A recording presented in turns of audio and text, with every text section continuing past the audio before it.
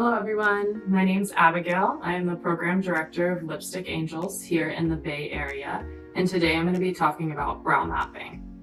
Brow mapping is a great tool to help ensure that your brows are always in the right place and that help them to be more symmetrical. They're especially great if you're going through chemotherapy and you may have lost all or most of your brow hairs, or for those of us who just weren't born with that many brow hairs to begin with. So I'm going to be starting with this product I picked up at Credo Beauty. It's called Eco Brow. It is a really nice, smooth kind of brow gel. And to apply it, I'm going to be using this angled brush, also something that I got at Credo. And for those of you who don't know, Credo Beauty is a fantastic, non-toxic beauty retailer. And this end of the brush has a spoolie that'll help kind of brush through product and get my brows in place. So to start, I'm always going to brush through my brows. So when I start brushing, I brush this front part kind of upward, and then the rest of the brow I brush over, and then at the arch I'll brush over and down. And this kind of helps to get any brow hairs that may be awry kind of in place and in line before I start shaping them out. So now that I've brushed through my brows properly, I'm gonna apply the product onto my brush. So what I'm gonna do here is I'm gonna take the angled brush and kind of work it into both sides of the brush. So you can see I'm not kind of digging it in and smearing it in. I'm just kind of lightly rubbing the side of the angled brush against the product to saturate it on both sides evenly. And so now that I've got the product on my brush, I'm gonna start to work it into my brow. So to start for brow mapping, we're gonna start with where your eyebrow starts.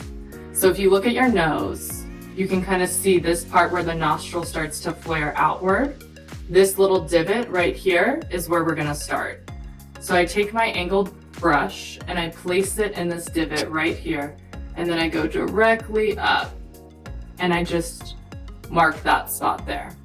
So you can see I'm not really doing too much work. I'm letting the brush do all of the work. And it's gonna look a little dramatic at first, and then we'll kind of brush it through and even it out.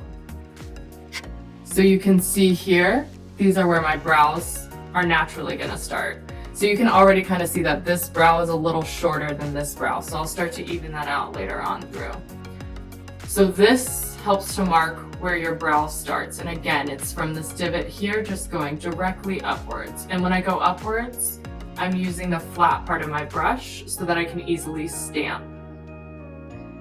So from the same divot, I'm gonna go diagonally across my pupil, and now we're gonna find the arch of the brow. So if you're looking straight ahead in a mirror, you're gonna take your brush from diagonally across the pupil and make sure it's lined up right. So diagonally across the pupil, and then I'm just gonna mark right here. And that marks where the arch of my brow is. So you can see, if you look at my brow naturally, my brow hairs grow upward here, they start to go over here, and right at this point that we marked is where they start to grow downward. And so this part right here is the arch of your brow. And so I'm gonna pick up a little bit more product, work that into both sides of my brush, and now I'm gonna find the arch on the other side. So from this divot in my nose, diagonally across my pupil, and marking that spot right there. And now we're gonna find the outer part of our brow. And so this step is the only step where the placement of your brush is going to be different.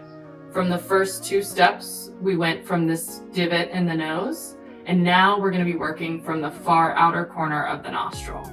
So we're gonna go from the outer corner of the nostril, diagonally across the eye, and you can see my brow kind of naturally ends there. It might be a little bit short. I tend to extend my brow a little bit longer just because I like the look of it. But again, I'm gonna leave this kind of dramatic here for you all just so you can see what the mapping process looks like, but we'll go in and clean it up after. And so from this corner out here, diagonally across, and my brow's gonna end right there. Okay. Now that I've got the product and the mapping all outlined, so my brow should be perfectly outlined for you all here. So you can see my brow start here, the arch is right about here, and then they end there. So now that I have the mapping, I'm just gonna go through with my brush and kind of lighten up some of the harsher areas. And I'm gonna clean up this one.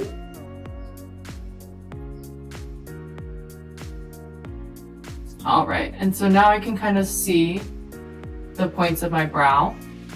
And so for those of you who either don't have eyebrows or have very thin brows, you're gonna wanna use a light ashier color, and you're gonna wanna fill in this part solid, pretty solid.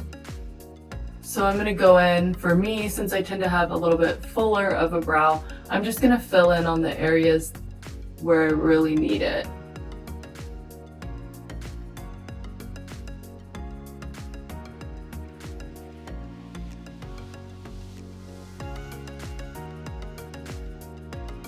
In this area right here,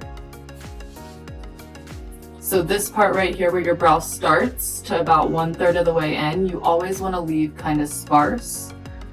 And so you want to do that because your brow naturally is a little bit thinner there. You can see my brow is a little bit sparser in that front area. And if you're going to give the illusion of having actual brow hairs when you don't have any, you're going to want to use a really soft ashy tone first, and then you're going to want to go in with a darker maybe pencil twist up or another pomade that's a little darker, and you're gonna want to create the hair-like strokes.